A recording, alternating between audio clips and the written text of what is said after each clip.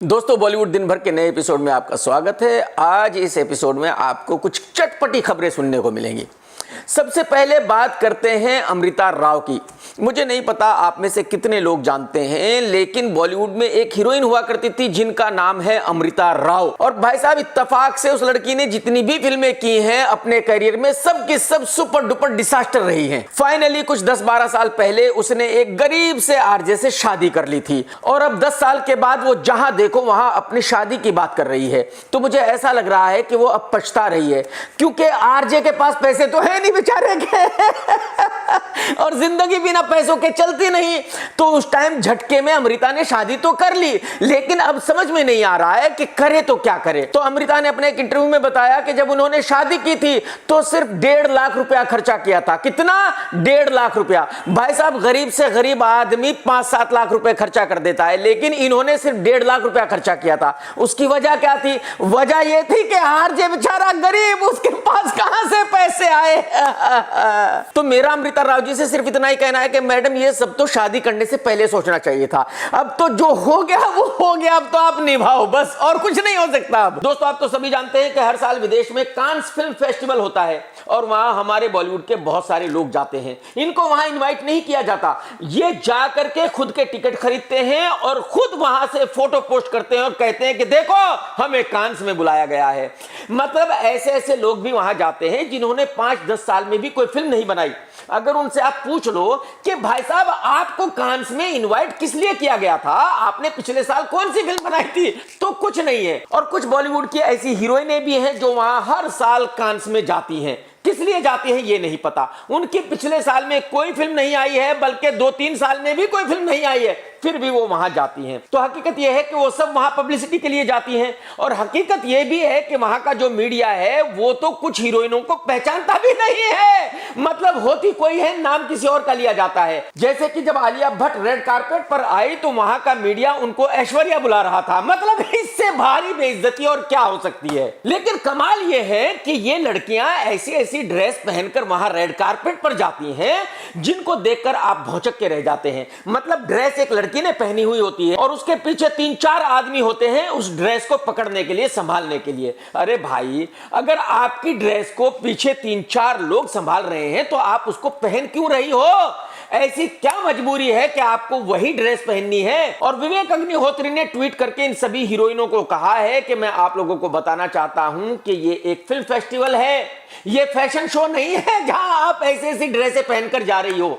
और मैं समझता हूं कि विवेक भाई ने बिल्कुल सही कहा है, इनको ऐसी ड्रेसेस नहीं पहननी चाहिए जिसको ये खुद नहीं संभाल सकती। दोस्तों आप सभी जानते हैं कि हमारे बॉलीवुड के ऐसे बहुत सारे एक्टर्स हैं जो अपनी फिल्म के रिलीज से पहले अजमेर शरीफ जाते हैं, वहां चादर चढ़ाते हैं। और आप सबको पता है कि नवाबों की छठी औलाद सारा अली खान की एक बहुत ही बड़ी डिसास्टर फिल्म रिलीज होने वाली है, जरा हटके जरा बचके। तो सारा अली खान भी अजमेर शरीफ जाकर चादर चढ़ाकर आई है और मन्नत मांग कर आई है कि उनकी ये फिल्म हिट हो जाए। हिट होने के लिए फिल्म का अच्छा होना जरूरी है, फिल्म की कहानी अच्छी होनी जरूरी है और फिल्म में एक्टर भी अच्छे होने जरूरी है जिनको एक्टिंग आती हो। और आपको एक्टिंग आती नहीं है, ना कल्लू भाई को एक्टिंग आती, तो ये फिल्म हिट कैसे होगी वो आप मुझे बताओ।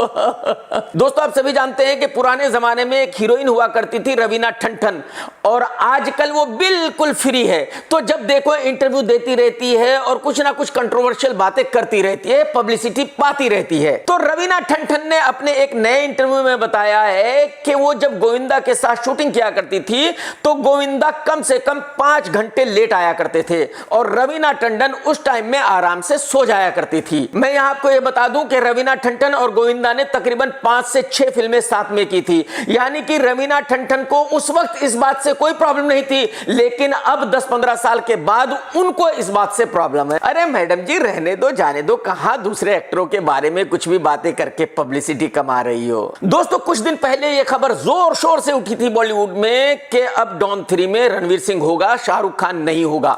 लेकिन अब पता चला है कि भाई जो मेकर्स हैं वो तो रणवीर सिंह को डॉन 3 में ले ही नहीं रहे। एक्चुअली जो डॉन 3 के मेकर्स हैं उन्होंने झूठी खबर मीडिया में दी थी सिर्फ और सिर्फ शाहरुख खान को यह बताने के लिए कि भाई साहब या तो आप डॉन 3 साइन कर लो, नहीं तो उसमें रणवीर सिंह आ जाएगा। हालांकि एसआर के वो आदमी है कि वो कभी भी किसी के प्रेशर में आता नहीं है, वो कभी भी किसी से डरता नहीं है, उसकी फिल्म हिट हो या फ्लॉप हो, चले या ना चले।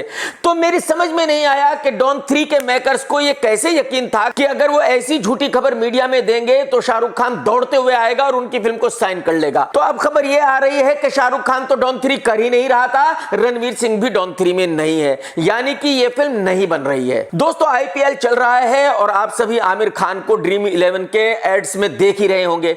आमिर खान एक 20-22 साल का लौंडा लग रहा है और अब इस बात का खुलासा हुआ है कि इन एड्स के वीएफएक्स पे 5 करोड़ रुपए खर्च किए गए आमिर खान को लौंडा दिखाने के लिए। तो इससे आप अंदाजा लगा सकते हैं कि बॉलीवुड के सभी एक्टर्स यंग दिखना चाहते हैं, उनको कितना ऑब्सेशन है यंग दिखने के लिए। अरे आमिर भाई साहब, जब इन एड्स में आप 20-22 साल के लौंडे दिख रहे हो तो जाहिर सी बात है जो आपकी अगली फिल्म होगी उसमें भी आपको लौंडा दिखना पड़ेगा।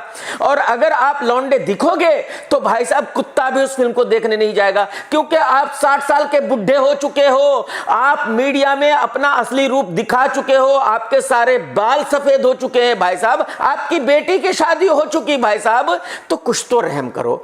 अपनी उम्र को क्यों छुपाना चाहते हो? क्या प्रॉब्लम है भाई साहब आपको?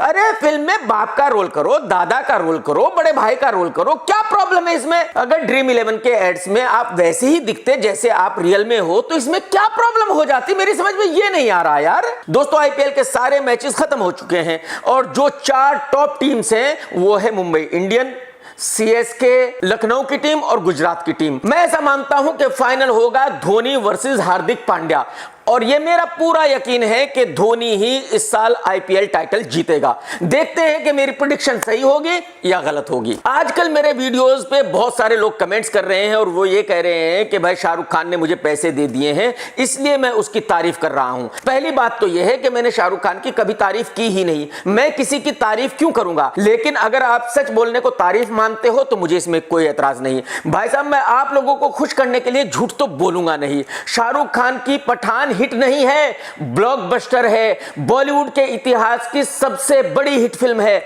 तो मैं उसको फ्लॉप कहूं ये तो मेरी औकात नहीं है, क्योंकि इतना बड़ा झूठ मैं तो बोल नहीं सकता। अगर आपको खुशी मिलती है उस फिल्म को फ्लॉप कहने में तो आप कहिए, और मेरा रिव्यू अभी भी यूट्यूब पर है, आप जाकर देख लीजिए। मैंने उसको ये नहीं कहा था कि ये फिल्म मास्टरपीस है, तरण आदर्श ने कहा था कि ये फिल्म मास्टरपीस है और भी बहुत सारे क्रिटिक्स ने कहा था कि ये फिल्म मास्टरपीस है। मैंने ये कहा था कि ये फिल्म सो है और वन टाइम वॉच है। और भाई साहब, वो फिल्म मेरी वजह से हिट नहीं हुई, मैंने करोड़ों रुपए के टिकट खरीदकर पब्लिक में नहीं बांटे। भाई साहब, उस फिल्म को आप ही लोगों ने हिट किया, आप ही लोग भर भर के थिएटर में गए उस फिल्म को देखने के लिए। तो जब आप लोगों ने ही उस फिल्म को हिट किया तो आप मुझे क्यों ब्लेम कर रहे हो? भाई साहब, अपने आप को ब्लेम करो। आपको वो फिल्म नहीं देखनी चाहिए थी तो वो फ्लॉप हो जाती। देखिए, मैं आपको ये बता दूं कि एसआरके से मेरी कोई पर्सनल दुश्मनी नहीं है, एसआरके से नहीं बल्कि बॉलीवुड में किसी से भी मेरी पर्सनल दुश्मनी नहीं है, सिर्फ एक बुढ़ऊ को छोड़कर। तो जाहिर सी बात है मैं किसी के भी बारे में झूठ तो नहीं बोलूंगा, और जो मैं किसी के बारे में थोड़ा बहुत मजाकिया तौर पर कुछ बोल देता हूं वो सिर्फ हंसने हंसाने के लिए बोलता हूं, इसका मतलब ये नहीं कि मेरी उनसे दुश्मनी है। तो भाई साहब, अगर आप ये कह रहे हो कि क्योंकि आप शाहरुख खान को हेट करते हो तो मैं आपको खुश करने के लिए उनके बारे में गलत बात करूं और झूठ बोलूं, तो वो मैं बिल्कुल नहीं करूंगा। मेरा काम है सच्चा रिव्यू देना, सच बोलना, वो कोई भी एक्टर हो, कोई भी डायरेक्टर हो, कोई भी प्रोड्यूसर हो। टेक केयर दोस्तों, जय हिंद, वंदे मातरम। सत्यमेव जयते।